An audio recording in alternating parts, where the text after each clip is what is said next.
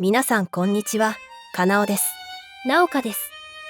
今回はクォーターセンチュリークロニクルサイドプライドの高額カードランキング相場トップ50やっていこうと思います。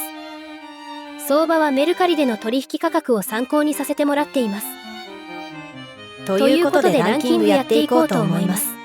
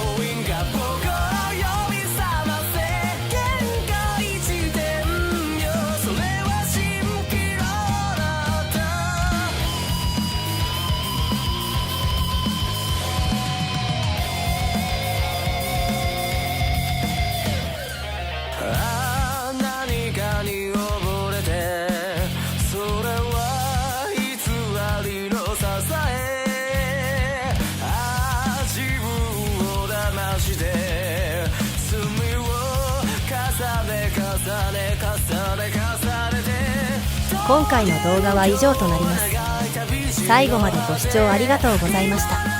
高評価、チャンネル登録よろしくお願いします。